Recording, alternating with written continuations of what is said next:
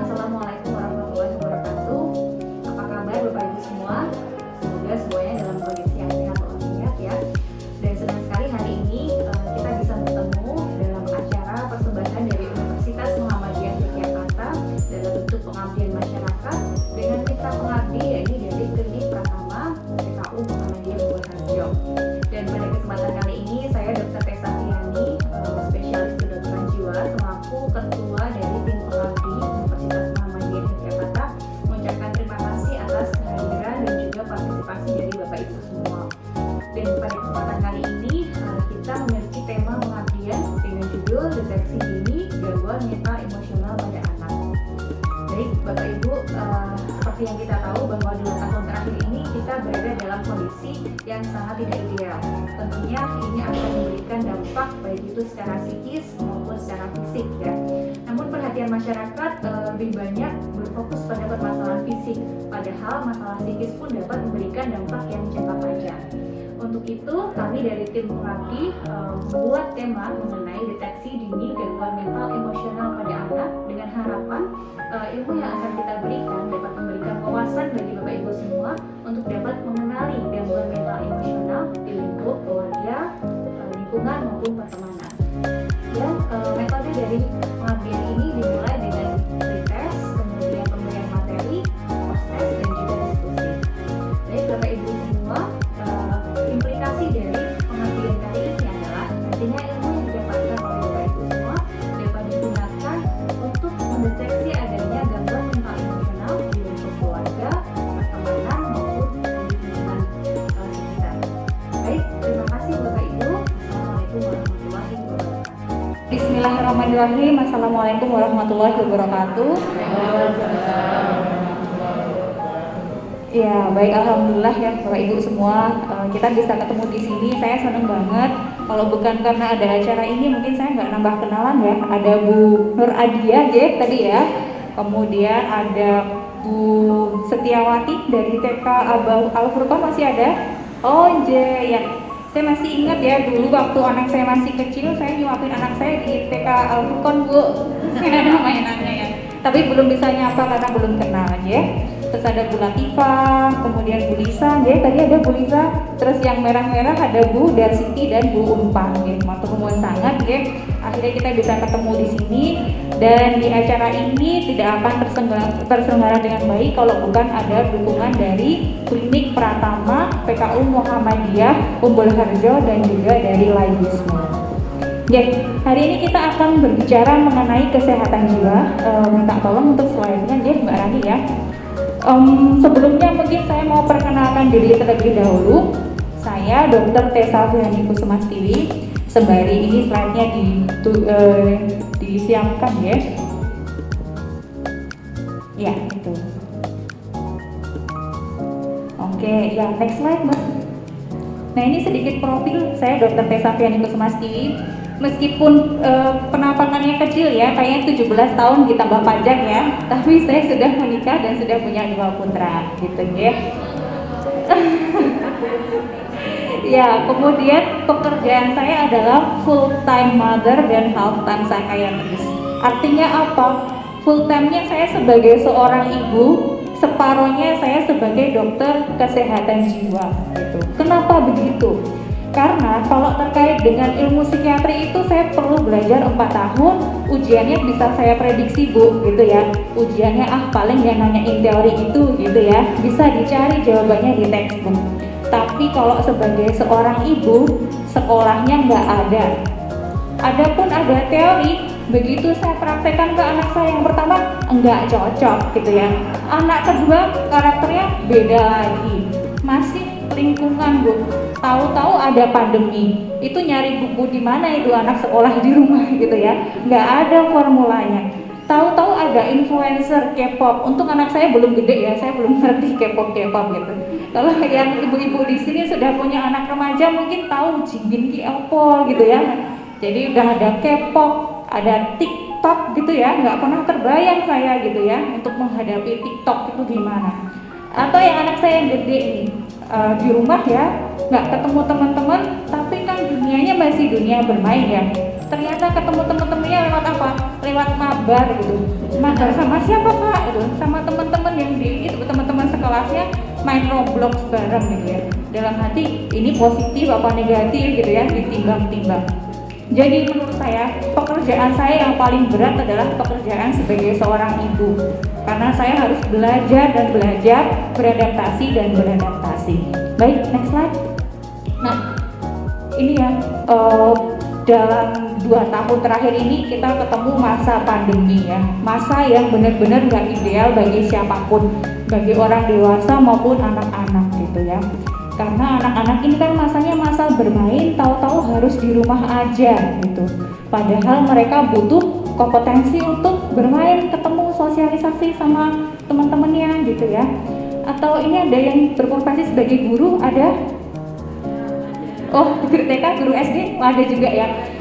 Oh, TK semua. Tapi saya rasa sama, TK pun juga komponennya untuk mengajari itu kan ada kognitif, psikomotor, afeksi. Kognitifnya mungkin bisa ya, dikasih PR, anaknya belajar. Afeksinya gimana gitu ya? Afeksinya bisanya ketemunya tatap muka gitu, kompetensi itu. Sehingga anak-anak ini meskipun di rumah tampak baik-baik saja, begitu mau pertemuan tatap muka, goyang semua gitu ya, psikologisnya. Pasien saya di awal-awal pandemi itu banyak usia-usia produktif, kehilangan pekerjaan, ketakutan akan masalah pandemi ini gitu ya, kehilangan orang yang paling disayangi gitu. Tapi akhir-akhir ini banyak pasien-pasien yang usianya lebih muda, 8 tahun, kemudian 9 tahun, 15 tahun, macam-macam masalahnya. Ke sekolah ya, ketemuan tatap muka, takut ketemu teman-teman, gemetar, deg-degan gitu. Ketemu banyak orang kok kayaknya banyak yang ngeliatin aku ya Bu. Akhirnya school refusal, nggak masuk sekolah. Ada juga yang udah ketemu separuh-separuh ya, tadinya kan separuh-separuh ya, kemudian terus tatap muka 100%, insecure. Kayaknya teman-teman nggak pada suka sama aku Bu, mereka pada ngobrol sendiri, nggak diajak ngobrol saya gitu ya, saya terbully gitu. Jadi gara-gara itu akhirnya terjadi apa ya, permasalahan-permasalahan psikis.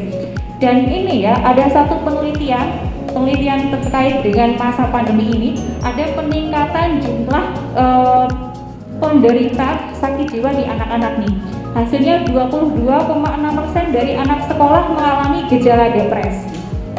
20% lah ya kita ini ya, kita bulatkan.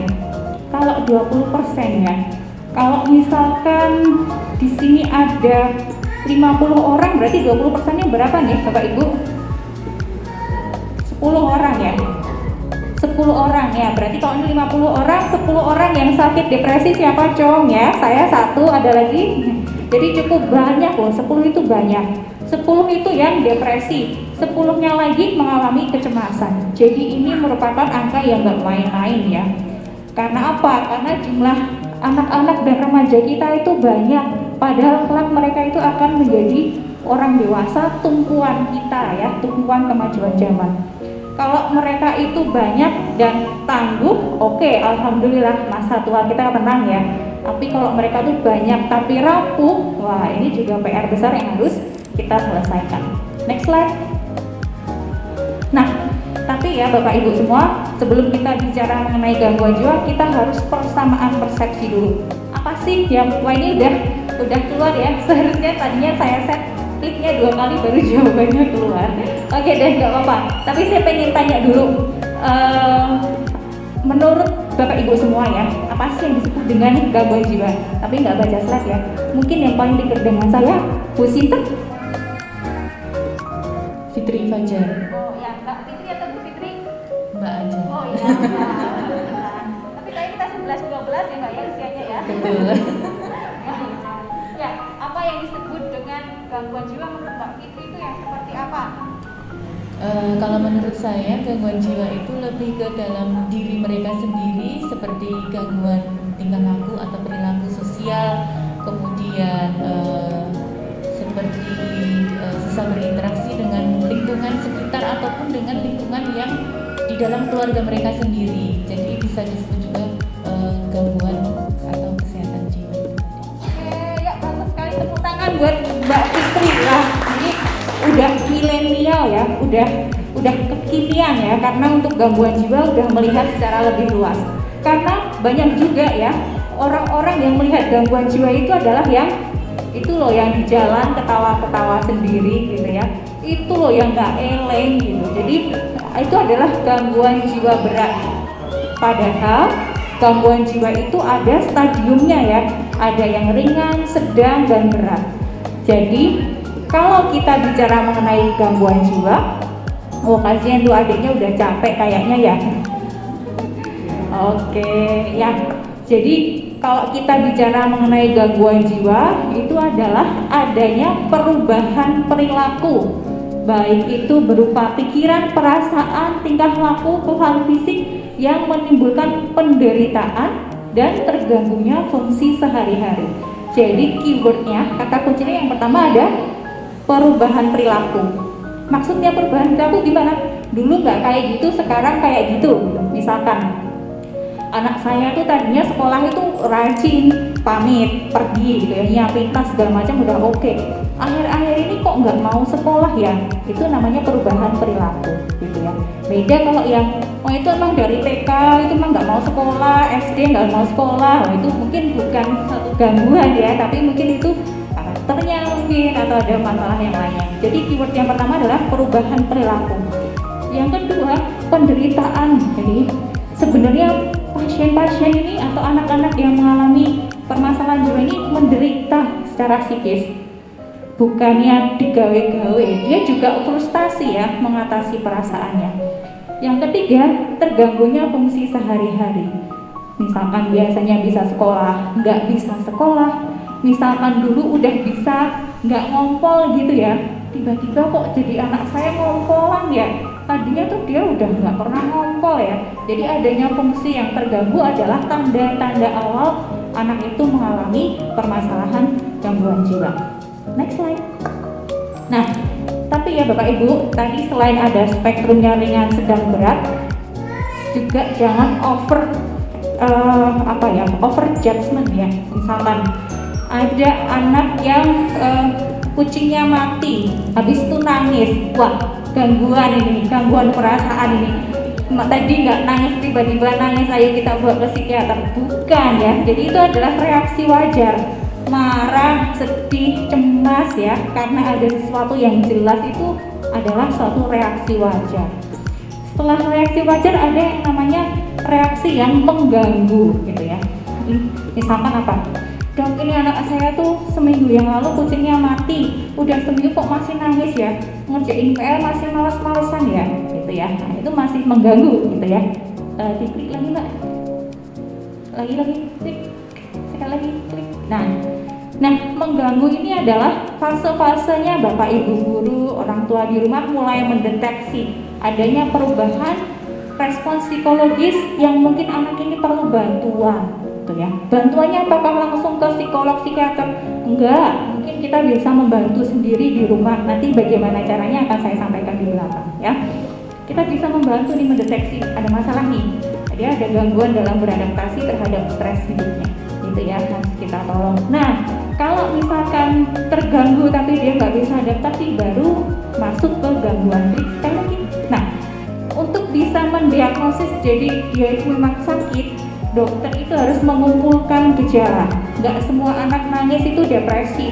Dokter harus nanya dulu, selain nangis ada gejala apa saja.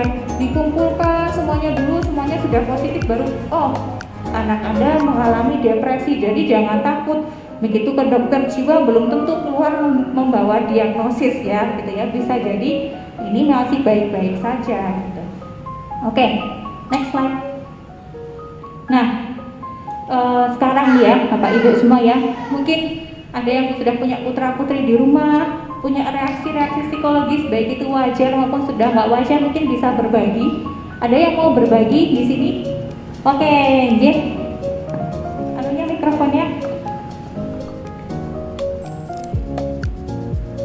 Namanya siapa Bu?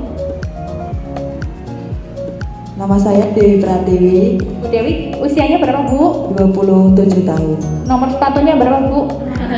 Enggak ya. Siapa tahu dapat door prize yang besar, jangan-jangan isinya sepatu gitu. Ya gimana Bu? Yang mau dibagi apa Bu? Saya dari KBI Singa Melati Nitian. Terus saya juga mahasiswa psikologi UNY. Sebenarnya bukan di anak ya dok, tapi lebih ke teman saya.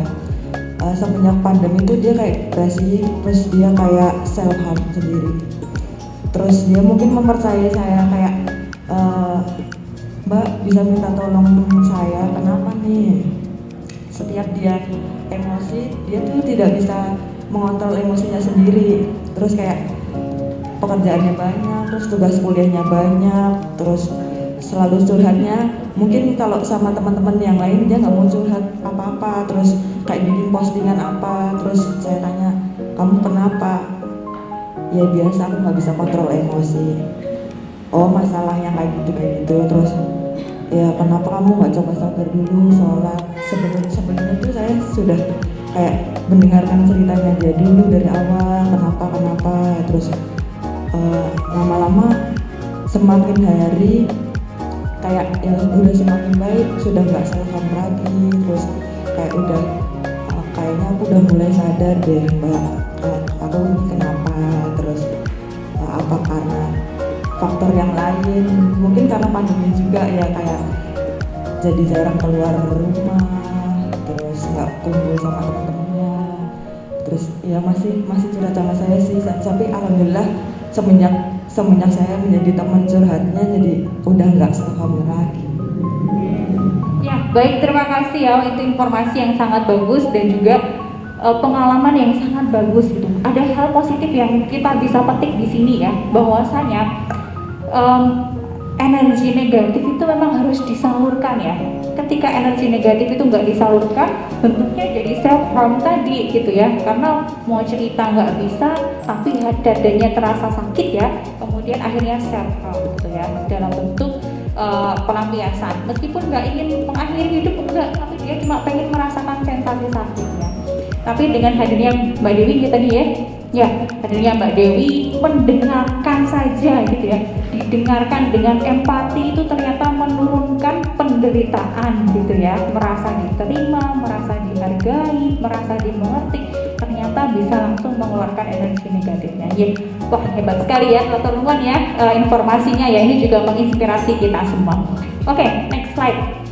Nah ini ya tadi yang disampaikan sama Mbak Dewi ini adalah gejala domain perilaku gitu ya. Perilakunya adalah menyakiti diri sendiri meskipun bukan ingin mati gitu ya, tapi dia pengen melampiaskan perasaan kesalnya, perasaan frustasinya, dan itu hubungannya sama perasaan. Kalau nggak salah Mbak Dewi tadi juga cerita temannya tuh merasa frustasi, banyak tugas-tugas begitu ya, perasaannya frustasi. Mungkin ada pikiran-pikiran otomatis di sana juga gitu, ada mungkin aku nggak bisa dan sebagainya. Tapi kalau pada anak-anak ya, itu biasanya khas gitu. Khasnya untuk pikiran biasanya terkait dengan ketakutan. Seperti apa ketakutan yang sering dirasakan pada anak-anak? Yang pertama adalah cemas perpisahan. Nah ini yang anak-anak SD ya, guru-guru SD, guru-guru TK mungkin mengalami ya. Kalau TK mungkin masih wajar, kalau SD seharusnya dia sudah bisa gitu. Dimana takut ditinggal gitu ya, jadi sekolah harus ditungguin, mau ditinggal orang tuanya nggak kelihatan nangis kejer gitu ya, itu adalah cemas perpisahan gitu ya. Terus yang kedua terkait dengan pikiran-pikiran ini juga banyak ya, saya nggak tahu kenapa kok meningkat akhir-akhir ini, takut akan kotor gitu ya. Jadi misalkan ini ada keramik ya, mau di tengah-tengahnya itu takut nginjek ya, karena takut ada kuman. Jadi kalau dia jalan dia lihat bawah, sebisa mungkin nggak lewat yang tengah. Nah, menderita nggak? Menderita banget ya. Kalau kita dia sembarangan gitu ya, itu menderita banget. Cuci tangan berulang-ulang pakai sabun sampai 1 botol habis. Termasuk yang sudah agak besar biasanya sholatnya diulang-ulang. Bacaan saya belum bener mah, ulangi lagi, nanti sholat saya nggak diterima. Ini rukuk saya masih kurang bener nih gitu ya, gerakannya diulang-ulang dari duhur sampai asar gitu ya. Jadi waktunya 3 jam habis untuk sholat duhur. Itu menderitanya luar biasa si anak itu gitu ya. Ini banyak terjadi, namanya OCD. Nah berikutnya perilaku. Perilaku, nah ini perilaku itu ada perilaku banyak nih, ada perilaku tadi ya ngompol sembarangan, kemudian ada perilaku ini Bapak Ibu guru juga saya pernah menemui 3 kasus ya, di mana yang nganter ke polisi yang itu guru justruan gitu ya. Memang guru tuh pahlawan tanpa tanda jasa ya. Polisi saya tuh sore jam 5 sore sampai jam 7 malam. Itu guru itu masih nemenin muridnya. Saya yakin nggak cuma nemenin doang, mungkin sebelum itu sudah sering datang untuk edukasi gitu ya, sampai akhirnya dibawa ke polisi yakin. Karena si anak itu kelas 3 tapi bacanya masih bisanya cuma vokal doang, konsonannya belum. Nah, ada gangguan belajar di sana. Ada juga yang gangguan anaknya tuh muter terus, nggak bisa duduk diem gitu. Padahal udah kelas 3 tapi kok masih nggak bisa fokus ya, bisanya jalan-jalan terus. Orang tua kadang nggak ngerti gitu. Kenapa? Karena orang tua nggak ada pembanding ya, nggak lihat gitu. Tapi kalau guru kok yang ini agak beda ya sama yang lainnya, kelihatan banget ya. Nah, jadi bisa lebih aware. Ada juga yang kelas 5 SD perempuan yang udah punya HP, grupnya bisa masuk grup-grup yang tidak dikenal, nge-share foto-foto video-video yang asusila gitu ya. Jadi itu juga nggak kenal anaknya siapa, itu yang di dalam grup itu siapa saja, tapi dia dapat di Instagram gitu ya. Jadi hal-hal yang seperti itu ya, yaitu gangguan-gangguan perilaku. Atau kalau laki-laki macam-macam, ada narkoba gitu ya, ada yang geng-gengan gitu, ada bully dan sebagainya. Perasaan itu yang tadi sedih berlebihan gitu ya. Kemudian kalau perasaan ini bukan sedih yang sering adalah marah gitu. Anak saya tuh marah terus di rumah gitu. Karena apa? Anak kecil itu ketika ada rasa nggak nyaman di dada, itu ekspresinya tuh pasti marah. Itu sedari kecil rewel gitu ya. Umur 7 tahun juga sama pasti marah gitu. Kecewa juga marah, sedih juga marah, khawatir juga marah gitu, karena memang belum bisa menamai perasaannya sendiri.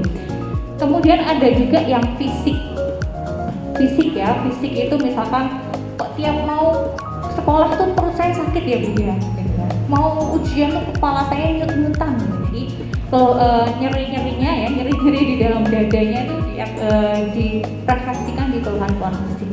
Dan masalah-masalah gangguan jiwa pada anak itu bisa dimulai dari umur berapa sebenarnya? Dari 0 hari, karena ada beberapa sakit itu yang sifatnya didapat. Contohnya retardasi mental dan gangguan-gangguan sindrom tertentu.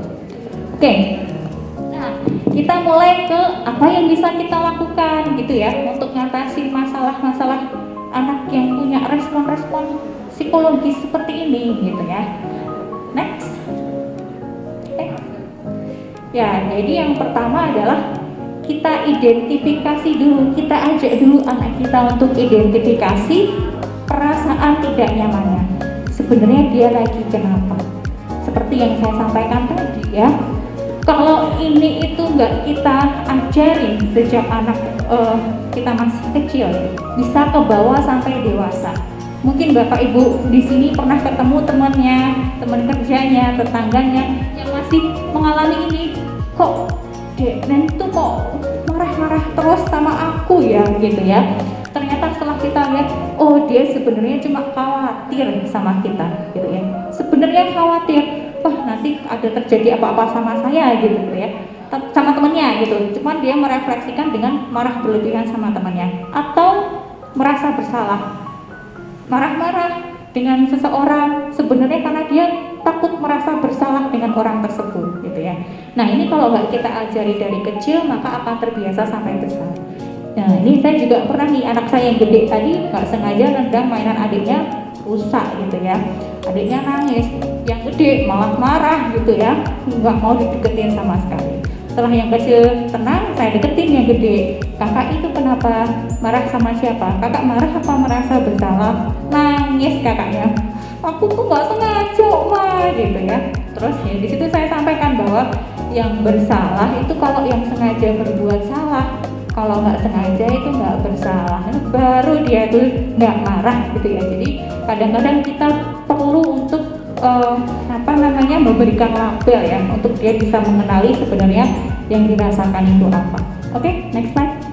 Nah, yang kedua kedua, seperti yang dilakukan Mbak Dewi tadi ya, gitu ya, kita harus mendengarkan dengan empati. Si anak itu harus kita dengarkan sebenarnya keluhannya apa. Seperti halnya ya, energi, ini ada yang anak saya kelas 3 soalnya sekarang ya, katanya energi itu nggak bisa hilang, bisanya berubah bentuk gitu ya. Energi psikis juga sama, energi perasaan itu kalau nggak kita keluarkan tetap akan mengendap di dada gitu ya. Mungkin bisa jadi sakit kepala gitu ya, mungkin tetap mengendap di dada sampai suatu saat meledak gitu. Kalau nggak kita keluarkan itu nggak akan hilang. Jadi kalau ada anak nangis, anak marah, jangan buru-buru disuruh diem gitu ya. Wah, jangan nangis terus toh, malu sama tetangga, kamu tuh udah gede, jangan nangis gitu. Jangan gitu, biarkan dia nangis dulu, biarkan energi negatifnya hilang dulu. Kita kasih kesempatan untuk dia tadi berekspresi, mengeluarkan emosi negatifnya.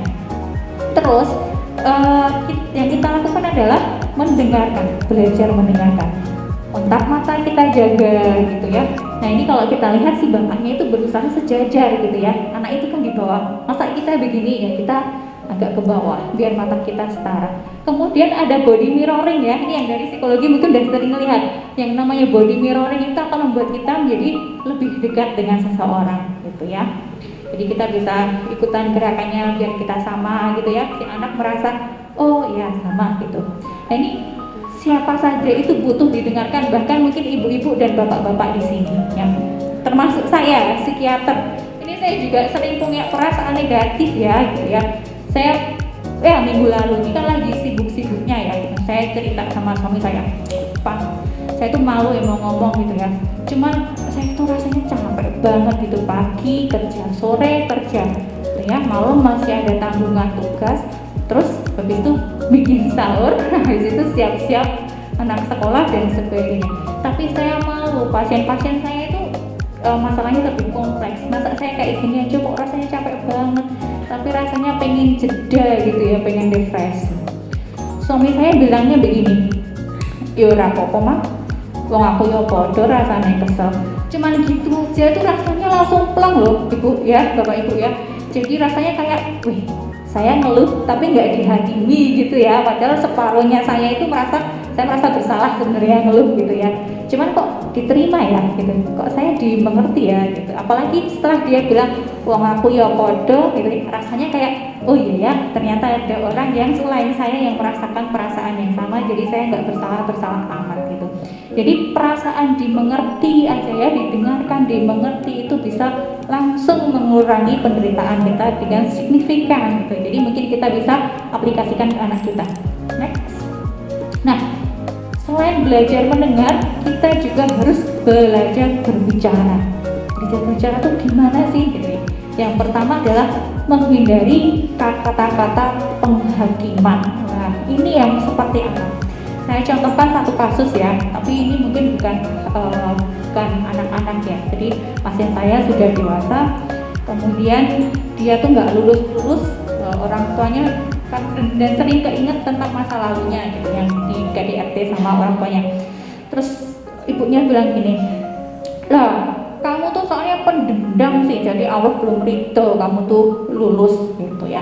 Itu anaknya jadi masa saya salah lagi sih dok gitu ya gitu. Saya dalam hati juga, ini ibu dapat maksud dari mana kalau ini adalah sebuah hukuman gitu ya, karena wallahualam gitu ya, itu mungkin bisa hukuman, tapi bisa jadi itu adalah bentuk cinta kasih dari Allah ya, berupa peringatan, berupa ujian gitu ya. Dan bisa jadi juga ya, kalau kita lihat sekarang kan ada banyak YouTube gitu ya yang wawancara pengusaha sukses dan sebagainya. Banyak di antara mereka itu suksesnya karena apa?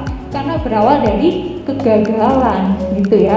Karena gagal akhirnya semaksimal mungkin untuk berinovasi, untuk keluar dari zona yang tidak nyaman itu gitu ya. Ada yang tadinya di PHK, uang pesangonnya dipakai untuk bikin rumah makan, sekarang dia sudah punya banyak karyawan, sukses gitu ya. Jadi titik rendah seseorang itu bukan berarti itu titik akhir, bisa jadi itu titik awal sebuah kesuksesan begitu ya. Jadi kita nggak bisa menghakimi begitu, memang kita tahu dari mana gitu ya. Kalau urusan hukuman-hukuman dari Allah itu ya biar Allah dan orang tersebut. Yang kedua adalah kata-kata yang merendahkan. Contohnya apa? Contohnya kata-kata yang merendahkan tuh kayak gitu aja nggak bisa, kelas 2 tambah-tambahannya orang mudeng-mudeng gitu ya, itu merendahkan. Si anak bukannya malah makin pinter, malah makin oh aku nggak pinter ya gitu ya, jadi malah melabel dirinya sendiri gitu. Kemudian yang berikutnya, menghindari stigma atau label. Oh kamu tuh anak nakal gitu. Nakal itu sebenarnya saya juga bingung ya Bu, nakal itu definisinya apa gitu ya, karena kayaknya satu keluarga dan keluarga yang lain itu definisi nakal tuh beda-beda gitu. Kalau orang lain aja beda-beda, pendapatnya si anak mungkin juga berbeda lagi, kayak gini kok nakal ya gitu ya, mungkin dia juga bingung. Terus selalu, kamu tuh selalu aja bantah kata-kata orang tua. Masa iya Bu gitu selalu gitu ya, pasti ya pernah lah dia tuh dengerin kata orang tua. Nah berikutnya membandingkan, ini saya juga sering banget dengar. Kamu tuh belum ada apa-apanya, dulu papa itu lebih susah gitu. Habis sekolah itu sorenya masih harus kerja cari kayu atau apa gitu ya, jadi hidupmu tuh udah enak gitu, kamu harusnya bersyukur gitu. Nah sering banget membanding-bandingkan dengan kehidupan si ayah gitu atau si ibu, padahal ya beda, dunianya sudah berbeda, tuntutan zamannya sudah berbeda. Dan kalau Bapak Ibu juga baca-baca ya, per generasi itu need-nya atau kebutuhannya itu juga berbeda-beda gitu ya. Jadi ada perbedaan di sana yang nggak bisa dibanding-bandingkan. Kalau mau bandingin adalah dirinya sendiri ke yang dulu dengan yang sekarang, nggak bisa dibandingkan dengan orang lain. Berikutnya, hindari you message. You message itu misalkan, ini semua itu ibu lakukan demi kamu, sekolah itu biar kamu itu jadi anak sukses gitu ya, you message itu ya. Si anak jadi merasa kalau ini buat aku ya tergantung aku dong mau apa enggak gitu ya, jadi merasa bahwa ya suka-suka aku kalau itu karena aku, atau kadang-kadang dia malah merasa bahwa aku lagi kan yang salah di sini gitu ya. Berikutnya adalah disesuaikan dengan usia anak. Ada usia anak yang belum bisa berpikir jauh ke depan gitu ya, jadi bayangin ke depan itu belum bisa, abstraksinya belum terbentuk. 11 tahun ke atas itu baru terbentuk. Jadi kalau misalkan punya anak 11 tahun ke bawah itu janjinya janji palsu, nah itu karena abstraksinya belum terbentuk. Misalkan anak saya, anak saya termasuk yang susah makan nih ya, dia terhina. Anak saya itu susah makan, yang nomor 2 susah banget makan nasi gitu ya. Besok makan nasi ya dek gitu. Iya ma, besok makan nasi. Besoknya apakah makan nasi? Enggak, dia nggak tahu besok itu kapan, itu dia nggak mudeng gitu ya. Jadi janji-janjinya janji palsu, itu karena memang belum punya abstraksi mikir besok itu yang kapan gitu, dia masih belum bisa. Yang berikutnya adalah hindari meminta mereka untuk mengerti keadaan kita. Kemarin nih barusan aja ada, Bu, ya kamu tuh Kak punya keinginan membahagiakan orang tua. Kalau kamu tuh sedih kayak gitu, kayak sekolahmu tuh nanti keteteran kayak gitu, apa yang nggak bikin orang tua itu sedih? Jadi meminta si anak untuk mengerti keadaannya si orang tua. Padahal si anak itu mengerti keadaan dirinya aja kesusahan gitu ya. Masa harus mengerti yang lainnya? Oke, next slide. Nah, lalu apa yang harus dilakukan selanjutnya? Setelah kita itu mendengarkan ya, mengenali perasaan si anak, ajak si anak itu untuk memecahkan masalah bersama. Yang pertama adalah orang tua itu jelas role model yang terbaik gitu ya. Respon kita terhadap stres itu cepat atau lambat gitu ya akan diserap oleh si anak, karena si anak itu memang adalah seorang peniru yang ulung gitu. Jadi ya kita harus lihat ke diri kita sendiri dulu nih. Makanya tadi ya saya bilang pekerjaan sebagai ibu tuh paling berat gitu ya, karena kita mengemban misi ya untuk bisa memberikan contoh yang terbaik untuk anak-anak kita. Yang kedua adalah kita pun juga harus fokus dengan kesehatan jiwa kita gitu ya. Siapa bilang ibu-ibu tuh nggak butuh refreshing gitu ya, butuh refreshing, butuh dimengerti juga, butuh dipeluk juga, yang akhirnya memeluk diri sendiri gitu ya. Butuh butuh jeda, punya batasan ya. Jadi kesehatan jiwa kita juga harus diperhatikan untuk kita bisa membesarkan anak juga dengan sehat jiwa.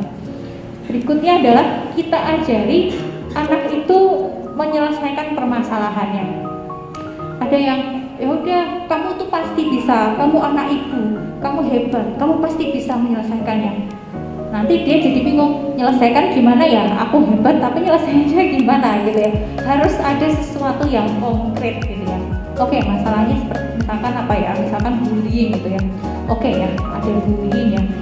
Kalau misalkan ya kakak dijahili sama orang, sama temennya lagi, lari ke dekat gurunya gimana? Atau duduknya kakak di dekat gurunya gimana?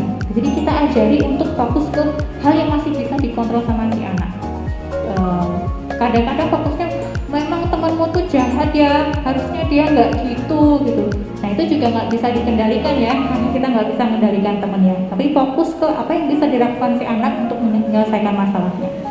Nah dan juga didiskusikan gitu ya, sifatnya dua arah. Anak-anak zaman sekarang sudah beda sama kita dulu Bu. Kalau kita, bahkan saya ini sampai sekarang kalau ibu saya tuh sudah ngomong, cepet-cepet gitu ya, dilaksanakan gitu ya. Anak zaman sekarang itu harus tahu alasannya, harus perlu didiskusikan. Anak saya itu habis ini ya, linknya copot makan ya, semangat banget makan ayam, copot giginya karena goyangnya di bulan Ramadan kita agak-agak tunda ke dokter gigi ya, copot sendiri. Terus dikasih sama kapas sama ayahnya gitu kan, Kak jangan kumur dulu ya, minum boleh tapi jangan kumur. Malah dilepas kapasnya, nanya dulu, kalau aku kumur apa yang terjadi Pak? Jadi dia masih perlu gitu ya, dia perlu tanya dulu, perlu diskusi dulu baru memutuskan satu tindakan. Kalau kita dulu sakit, orang tua ngomong apa pasti langsung dikerjakan tanpa nanya apapun. Nah ini karena beda generasi. Oke, next slide. Nah ini sebagai penutup ya Bapak Ibu ya, jadi akan jauh lebih sulit untuk kita itu membuat orang sehat daripada membuat mereka sakit. Jadi kalau udah terlanjur sakit ya Bu ya, itu dandaninnya lebih susah. Jadi malah kita melakukan deteksi dini untuk bisa mencegah anak-anak kita itu punya kerapuhan mental. Oke, baik, mengatakan Bapak Ibu. Masalahnya. Jadi ketika saya mengaplikasikan ke anak, misalkan anak itu nggak boleh, kita nggak boleh bilang tidak atau jangan gitu. Misalkan jangan lari-lari gitu. Kalau dalam ilmu parenting kan nanti kalau lari jatuh dong, kalimatnya itu sudah diubah gitu. Tetapi kita ketika berucap itu refleks, jangan. Menurut dokter itu. Assalamualaikum warahmatullahi wabarakatuh. Saya Dr. Gigi Wenanglanisi dari Klinik Pratama PKU Muhammadiyah Unggul Harjo mengucapkan terima kasih kepada Dr. Tessa atas bantuannya untuk berkenan membagi ilmunya kepada masyarakat di sekitar klinik kami terkait kesehatan jiwa anak dan remaja. Semoga ke depan Klinik Pratama kami bisa menjalin lebih banyak kerjasama lagi dengan FKIK UNY. Sekali lagi saya ucapkan terima kasih. Wassalamualaikum warahmatullahi wabarakatuh. Assalamualaikum warahmatullahi wabarakatuh. Saya Ibu Hudi Priyanti dari MITIAN sebagai peserta seminar yang diadakan oleh Dr. Tessa Fiani SPKJ beserta tim dengan judul Deteksi Dini Gangguan Mental pada Anak. Setelah kami mengikuti materi yang diberikan sangat bagus sekali dan sangat cocok diberikan kepada masyarakat, karena dengan pengetahuan dari seminar ini masyarakat akan mendapat manfaat, bisa tahu bagaimana mengenali, mendeteksi gangguan mental pada anak, sehingga nantinya kita dapat mendampingi anak dengan baik. Terima kasih. Assalamualaikum warahmatullahi wabarakatuh.